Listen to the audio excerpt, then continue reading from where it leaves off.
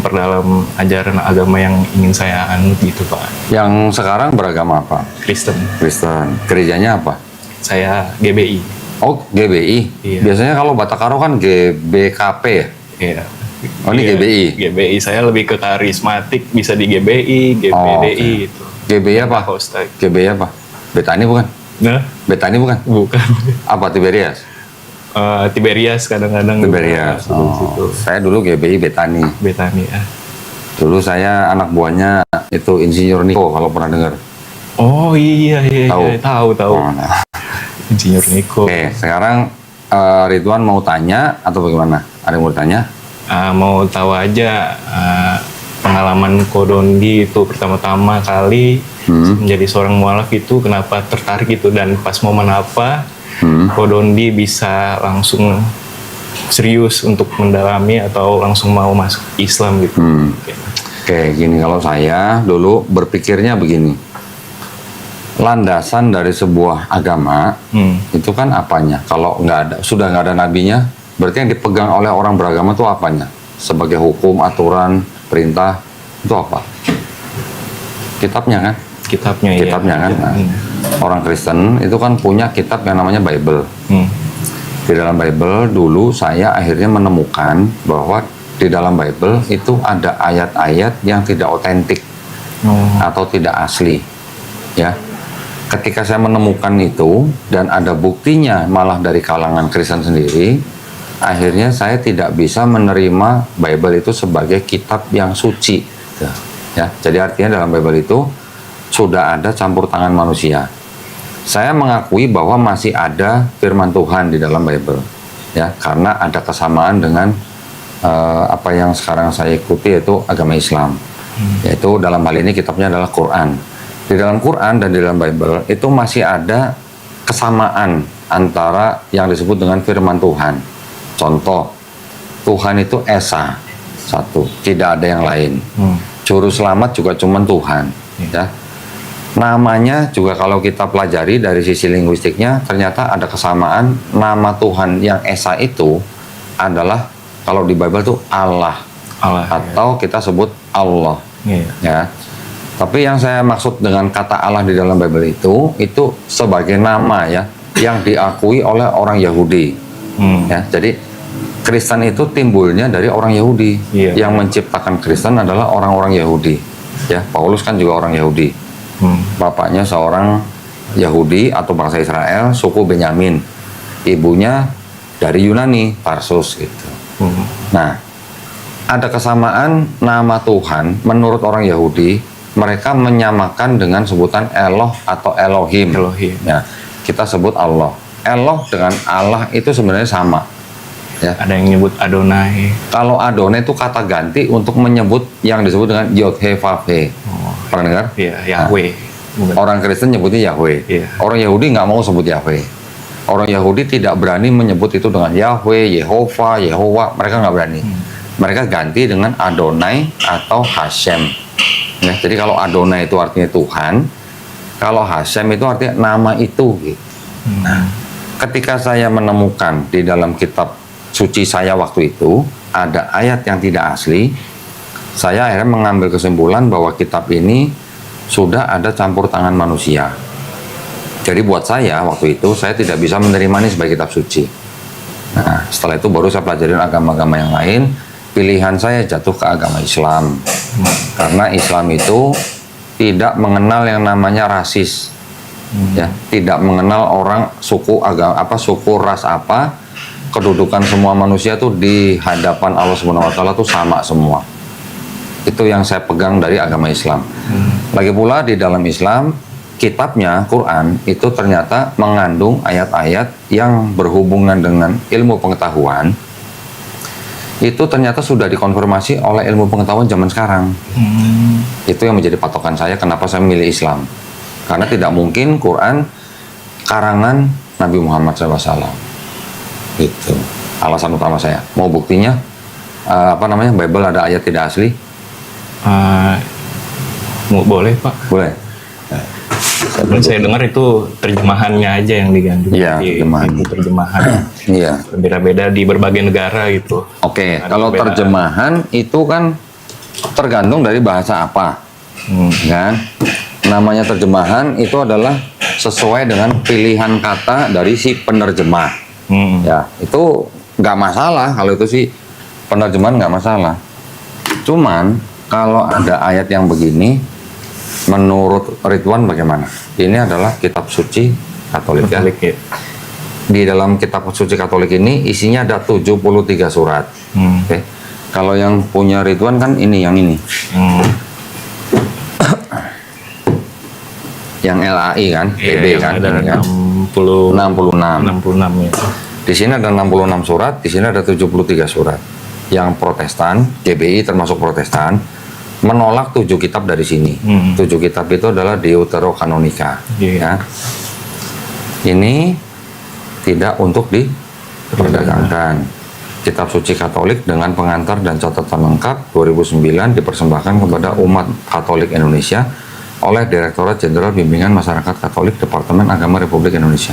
Resmi kan berarti kan? Percetakannya Arnoldus ND. Ini di Nusa Tenggara Timur. Nah, di seluruh kitab Katolik ataupun Protestan, Ridwan tahu nggak ayat yang mengajarkan Trinitas? Iya, tahu. Ayat apa? Lupa Pak, tapi di Matius atau Matius berapa? Ingat? Lupa Pak. Lupa. Iya. Satu-satu, tahu Trinitas kan? Tahu. Tuhan itu Esa, Iya. tapi bisa bermanifestasi dalam Dan 3 kepribadian. 3 pribadi. Bapa, Yesus, Roh Kudus, dan ketiganya satu. Betul? Ini inti daripada jalan Trinitas. Nanti penjabarannya bisa panjang. Di dalam seluruh kitab suci orang Katolik ataupun Protestan, satu-satunya ayat yang menjelaskan tentang Trinitas, konsep Trinitas, itu cuman ada di 1 Yohanes 5 ayat 7. Selain itu nggak ada yang komplit. Kalaupun di Matius ada, baptislah mereka dalam nama Bapa, Putra, dan Roh Kudus. Tapi tidak disebut satu. Ya kan? Cuman 3 pribadi, tapi tidak disebut satu. Nanti mungkin ada lagi Yohanes 10:30, aku dan Bapa satu. Belum ada Roh Kudusnya, baru aku, Yesus, dan Bapa. Ya kan? Belum ada Roh Kudusnya, nggak lengkap. Nanti ada lagi di Yohanes 1:1 misalnya. Pada mulanya adalah Firman, Firman bersama-sama dengan Allah, dan Firman itu adalah Allah. Firman itu Yesus. Berarti baru ada Yesus dan Bapa. Roh Kudusnya belum disebutin. Di seluruh kitab yang menyebutkan 3 pribadi itu dan ketiganya satu, cuman di 1 Yohanes 5 ayat 7. Ya. Isinya mungkin bisa dibuka di sini. 1 Yohanes 5 ayat 7, isinya sama nggak sama ini?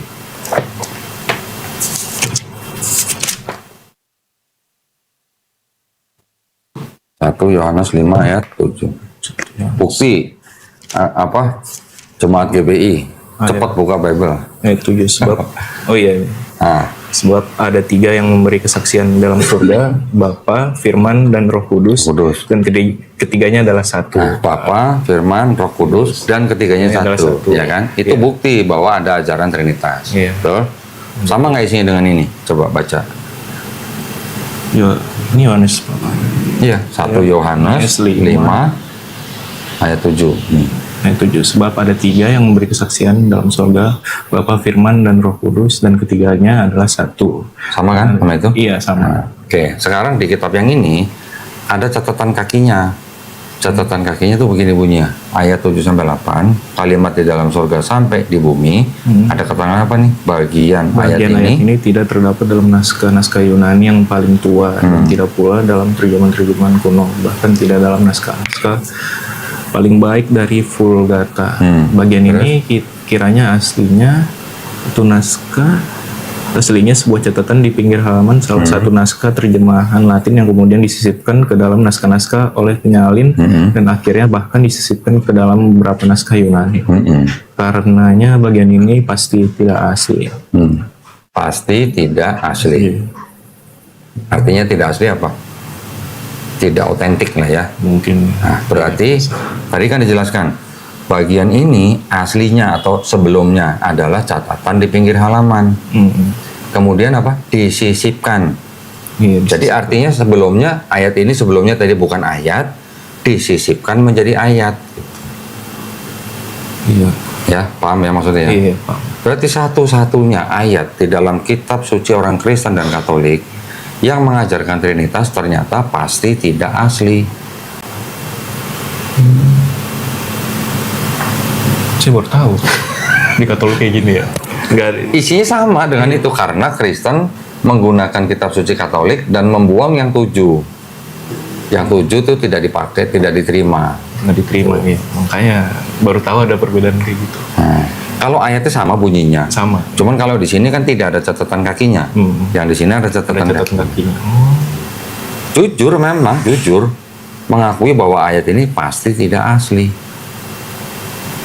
Tapi kitab ini bukan untuk jemaat. Kitab ini untuk calon-calon pastor. Anda pernah punya ngeliat kitab begini? Nggak pernah kan? Nggak pernah. Kitab ini khusus untuk calon pastor.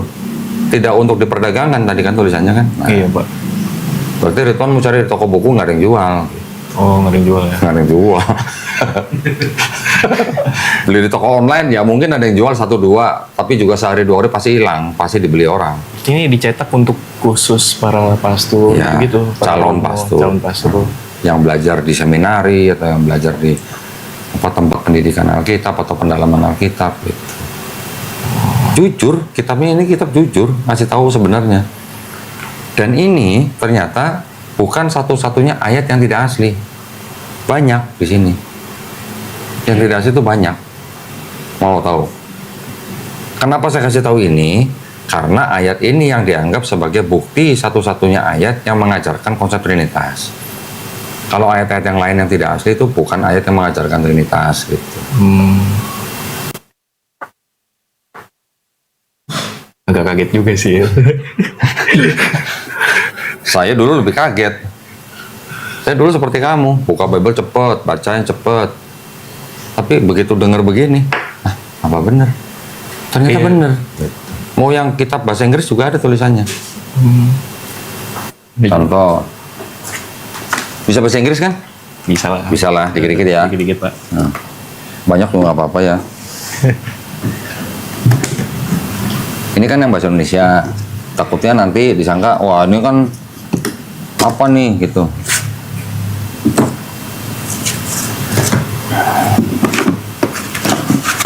Kita lihat bahasa Inggris ya. Ini namanya kitab yang berasal dari kelompok Gideon. Iya. Kelompok Gideon itu yang menyebarkan Bible ke hotel-hotel, taruh di laci-laci hotel. Mereka taruh ini. Sekarang cari 1 John 5:7.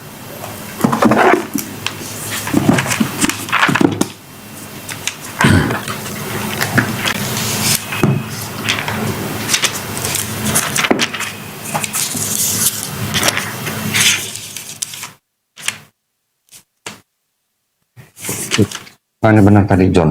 Yang mana?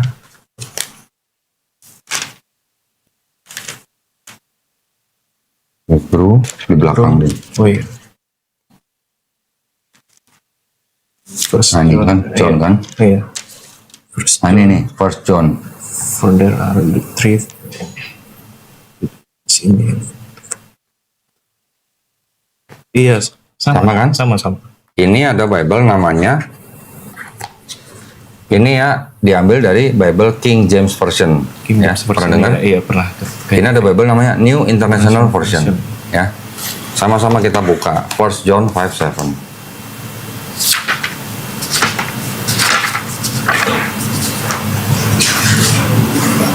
First John 5:7. Coba dibandingkan ayat 7 bunyinya sama nggak?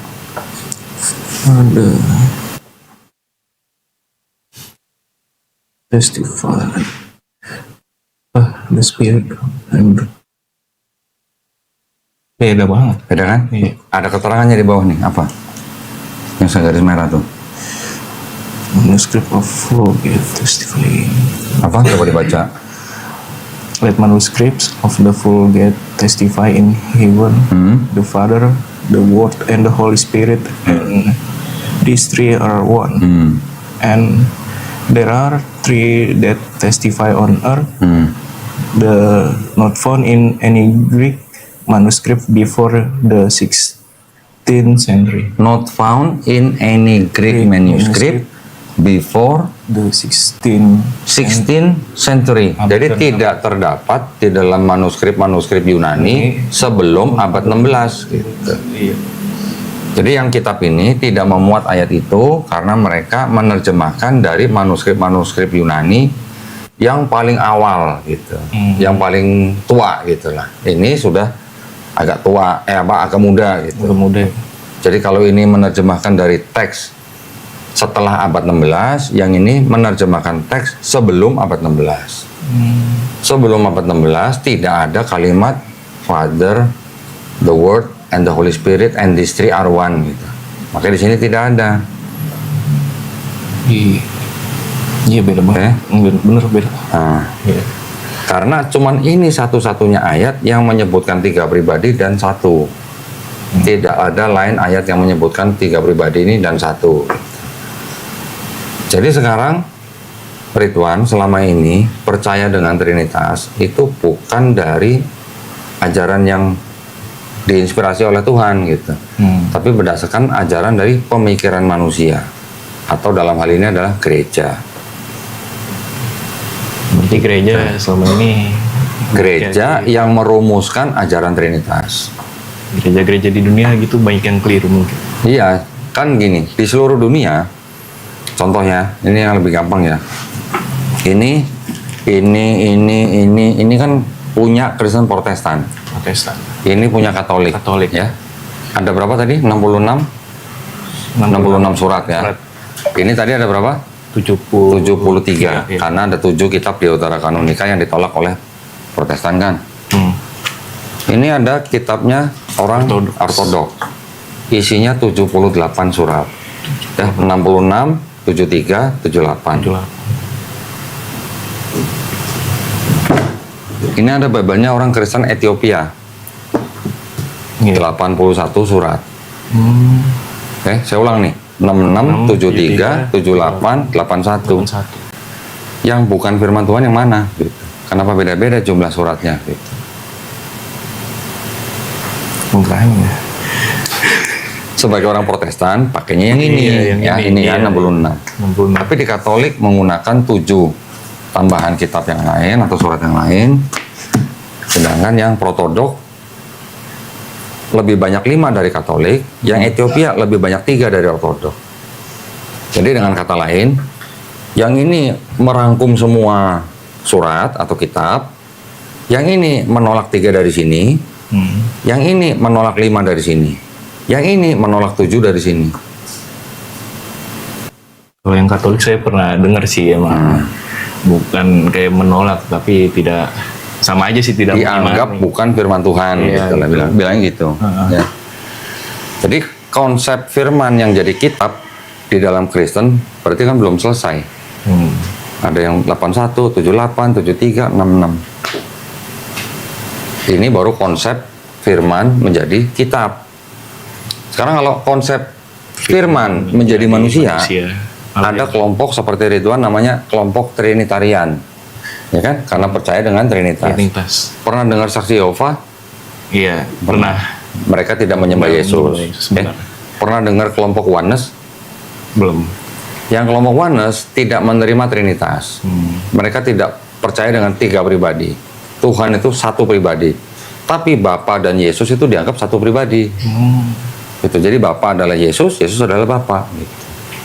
Tidak kenal Trinitas. Mereka sebut 1 pribadi. Jadi konsep firman yang jadi manusia di dalam Kristen pun belum selesai.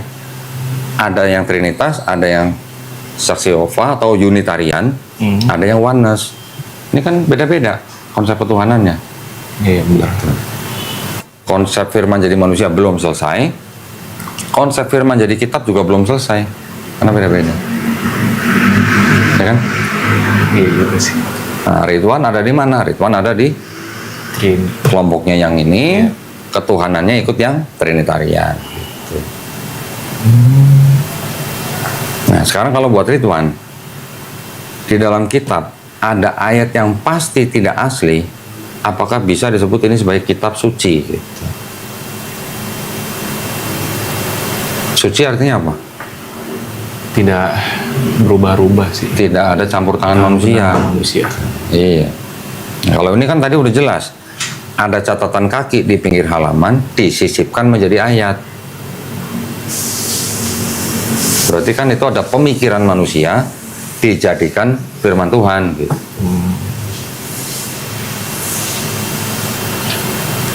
Baru tahu sih emang Pak. Baru tahu. Iya makanya. Sebelumnya bisa menghubungi Suci dari mana? Tahu dari mana? Dari Instagram Bapak. Instagram. Saya ya tertarik gitu ngeliat kan. Saya juga merasa apa? Kayak ada pertanyaan muncul di pikiran saya. Kenapa tidak hanya satu aja gitu, Esa? Kenapa ada 3 pribadi gitu? Dan saya pelajari dalam-dalam. Ya konsep penebusan dosa Yesus Kristus itu apa ya, mengharukan gitu Pak. Mengharukan. Kayak pengorbanannya gitu. Ya, sangat terharu gitu ya. Iya Pak. Kalau Ridwan merasa terharu karena Yesus sudah berkorban, sudah menebus dosa Ridwan dengan cara mati di atas kayu salib, berarti Ridwan harusnya cinta dengan Yesus nggak? Hah? Iya pastinya. Cinta Yesus. Iya. Tapi kalau Ridwan dikasih kesempatan sebagai orang Kristen yang berkuasa, ngelihat Yesus mau disalib, Ridwan itu bakal nolong supaya Yesus tidak disalib atau bakal menolong tentara Romawi ikut nyalib Yesus? Sebagai orang Kristen. Iya, menolong pasti. Ya sebagai pengikut Kristus kan biasanya ya. Menolong siapa? Menolong Yesus atau menolong tentara Romawi nyalib Yesus? Menolong Yesus pasti. Menolong Yesus supaya tidak disalib. Kalau tidak disalib, dosanya nggak jadi ditebus. Iya. Gimana? Iya Kalau juga. menolong tentara Romawi nyalib Yesus, tega bener gitu, menyalib orang yang kita cintain gitu. Kalau diam aja ngelihat. Kalau diam aja, berarti egois dong. Udah tahu orang yang dicintai disalib kok diam aja, egois nggak? Katanya cinta sama Yesus. Mungkin Egois supaya dosa saya ditebus ya saya diemin aja gitu. Ya kan? Iya, egois juga sih. Egois. Sekarang kalau Ridwan melihat Yesus mau disalib, terus ternyata sudah disalib sama tentara Romawi dengan diem aja, berarti tentara Romawi yang nyalib Yesus itu buat Ridwan berjasa apa berdosa? Tidak berdosa. Tidak berdosa. Karena Yesus juga waktu itu berdoa kepada mereka untuk dimaafkan gitu. Berdoa kepada Bapa Iya. supaya memaafkan mereka. Karena mereka tidak tahu apa yang mereka perbuat. Iya. Iya. Ya, tetapi perbuatannya si tentara Romawi ini yang menyalibkan Yesus supaya dosanya Ridwan ditebus, itu tentara Romawinya buat Ridwan berjasa apa enggak? Ya, berjasa. Berjasa. Tentara Romawi disuruh siapa? Pontius Pilatus. Pontius Pilatus. Pernah dengar kan? Dengan Pernah kan? dengan apa? Bujukan ahli-ahli Taurat. Diminta, dituntut oleh imam Yahudi supaya Pilatus menyalibkan Yesus. Iya. Imam Yahudi dapat Yesus dari mana? Dari pengkhianatan Yudas itu. Nah, Yudas Iskariot. Iya. Yudas Iskariot kenapa menyerahkan Yesus ke imam Yahudi? Siapa yang membisiki dia?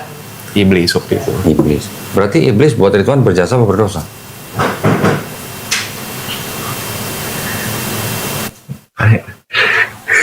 Kalau iblis tidak membisiki Yudas, bakal ada penyalipan nggak? Nggak tahu juga, mungkin saya juga nggak Ya, tahu itu. logikanya nggak dong. Enggak. Tapi karena iblis sudah membisiki Yudas, sehingga Yudas menyerahkan Yesus ke ahli Taurat, sehingga ahli Taurat menyerahkan Yesus ke Pontius Pilatus, sampai akhirnya Pontius Pilatus cuci tangan, ya kan? Karena tetap dituntut oleh imam Yahudi. Akhirnya Pilatus menyuruh tentara Romawi untuk nyalib Yesus. Berarti iblis, Yudas, imam Yahudi, Pontius Pilatus, dan tentara Romawi, semuanya nih buat orang Kristen berjasa apa berdosa? Berjasa. Berjasa. Ya. Kalau nggak ada mereka kan nggak ada penebusan dosa. Betul. Logis nggak gitu ajarannya? Logis nggak menebus dosa manusia dengan cara membunuh manusia? Ya, iya nggak logis sih emang. Saya ngomong berdasarkan ayat Bible loh. Ada loh. Yang iblis membisiki Yudas juga ada loh.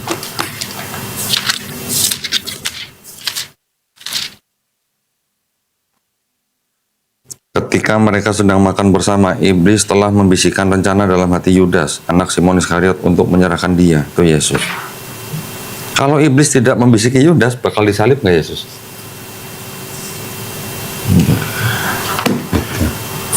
Nanti ada pendeta mungkin atau ada orang Kristen yang bilang, Enggak, itu memang sudah rencana Tuhan, Iya. rencana Bapa. Dikehendaki oleh dia sendiri. Ya. Oke, sekarang orang Katolik bilang Yesus bukan Bapa. Ya kan? Bapa bukan Roh Kudus bukan Yesus. Tetapi ketiganya adalah Tuhan gitu. Satu Tuhan gitu Satu Tuhan. Berarti Yesus sama Bapa kan sama nih berarti. Karena Yesus adalah inkarnasi daripada firman Bapa yang menjadi manusia. Iya. Berarti Yesus ini kan bagian daripada Trinitas. Pertanyaan saya begini.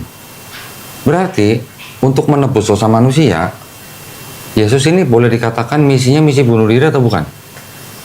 Misi bunuh diri.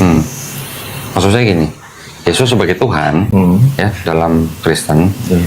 Yesus sebagai Tuhan, sebelum turun ke bumi, Yesus sudah tahu belum kalau dia bakal mati di atas kayu salib? Ya, pasti Sebagai sudah. Tuhan. Iya. Iya, pasti Harusnya tahu. Tahu.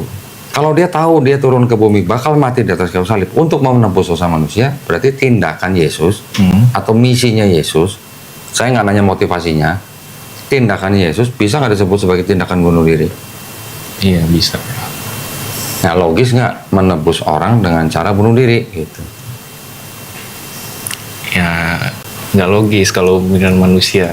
Tapi saya punya pemikiran lain kalau siapa lagi yang mau menebus gitu kan. Kalau di dalam ajaran Kristen.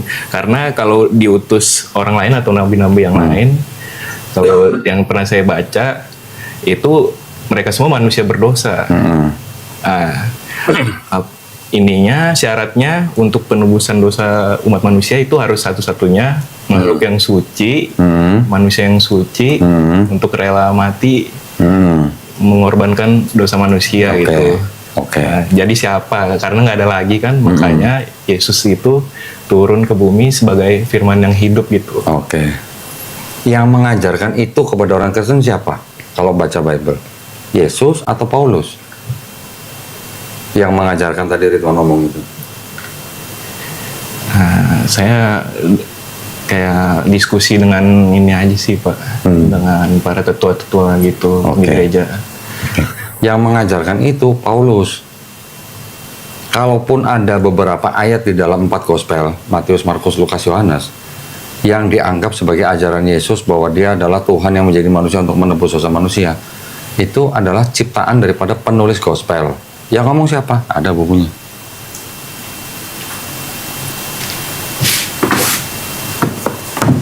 Gospel yang mengatakan di dalam, saya ambil aja langsung dari Markus ya.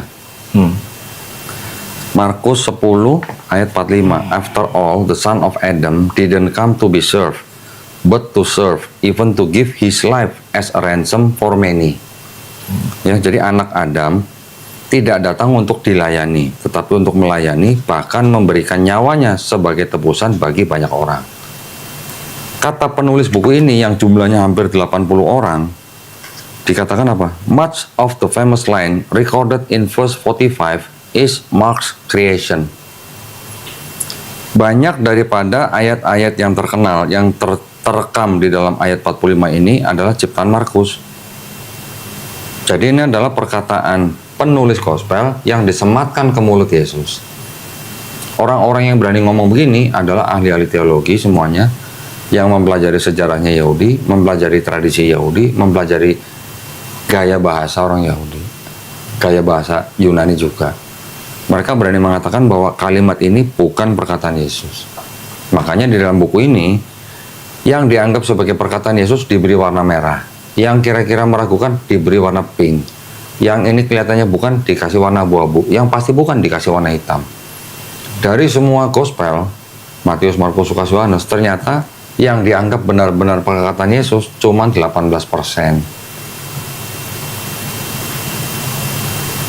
Ini buku namanya The Five Gospel. Ya. Jadi kalau yang tadi ada yang mengajarkan bahwa Yesus mati di atas kayu salib untuk menebus dosa manusia, bisa dikatakan itu adalah ajaran Paulus dan ajaran gereja. Yesus sendiri tidak pernah mengajarkan bahwa aku datang untuk bunuh diri gitu, atau untuk menebus dosa manusia gitu. Saya kasih indikasinya begini. Coba Ridwan buka. Ini kita mulai dari Perjanjian Lama dulu, ya. Perjanjian Lama ini asalnya bukan punya orang Kristen. Asalnya dari kitab ini. namanya Tanakh. Tanakh ini adalah kitabnya orang Yahudi. Iya. Ya. Di dalam Tanakh ini terjemahannya setelah menjadi kitab ini, setelah menjadi kitab yang namanya Septuaginta.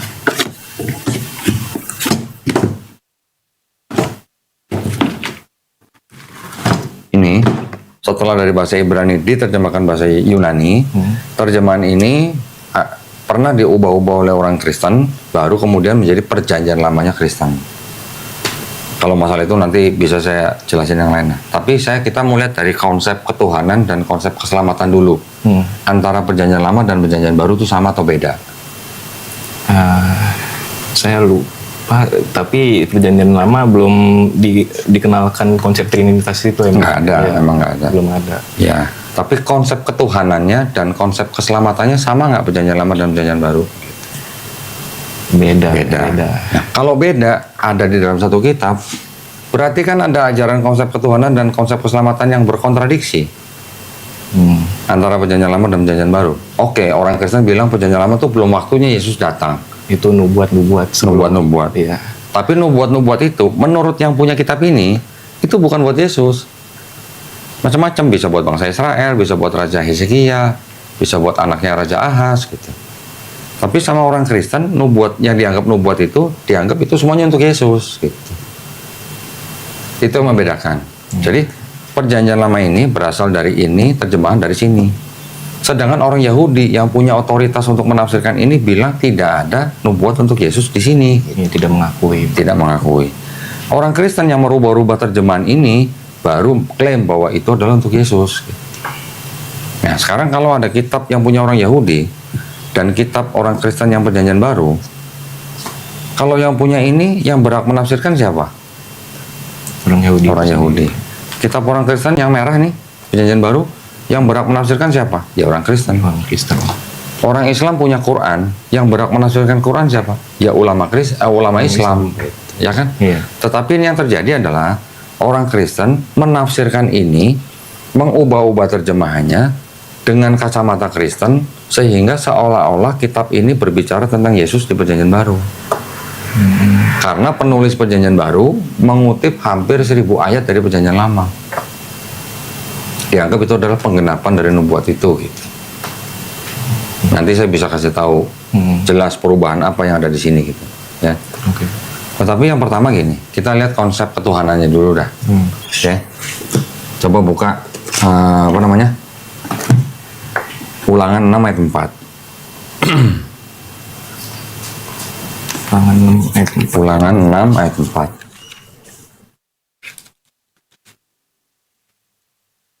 Dikatakan apa? Dengarlah hai orang Israel, Tuhanlah Allah kita, Tuhan itu Esa. Oke. Sekarang buka Keluaran. Keluaran. Sebentar. Keluaran 9 ayat 14.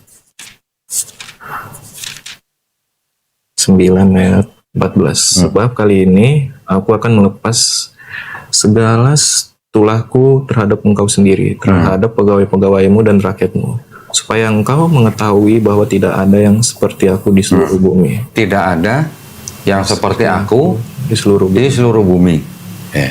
Sekarang buka lagi Keluaran 33 ayat 20.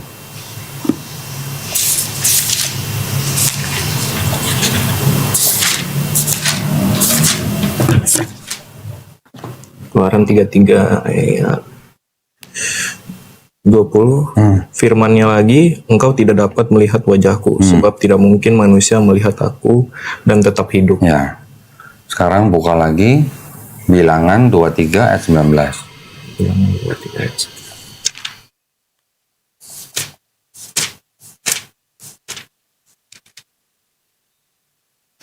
Lalu kata Balak kepada Bileam, apakah yang kau lakukan kepadaku? Bukan, Bilangan 23 ayat 19. Ayat 19 ya. Bentar. Allah bukanlah manusia, sehingga ia berdusta, dan bukan anak manusia, sehingga ia menyesal. Mungkinkah ia berfirman, tidak melakukan dan tidak melakukannya, atau berbicara dan tidak menepatinya? Oke, sekarang buka lagi Hosea 11 ayat 9. Hosea 11.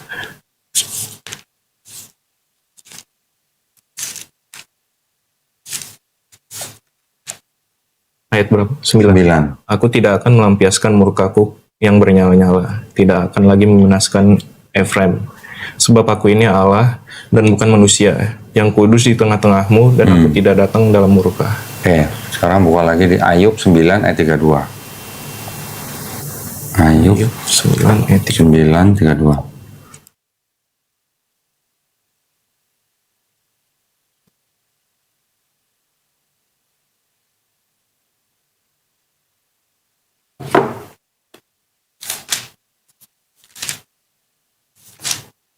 Ayat 32. 32. Karena dia bukan manusia seperti aku, maka aku tidak dapat menjawabnya. Mari bersama-sama pergi ke pengadilan. Sekarang buka lagi Maliaki 3 ayat 6.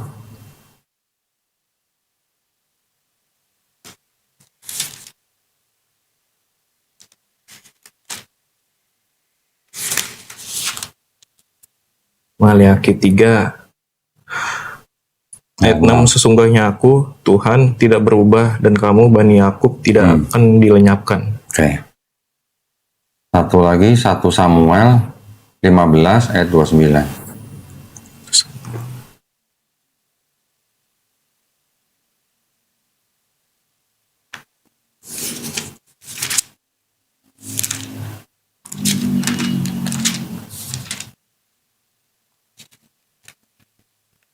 Ayat berapa? 15 ayat 29. Oh, sama 15 ayat 29. Ayat 29 lagi pula, yang mulia Allah Israel tidak berdusta atau menyesal, sebab ia bukan manusia sehingga dapat menyesal. Oke, satu lagi terakhir, 1 Raja-Raja 8 ayat 27.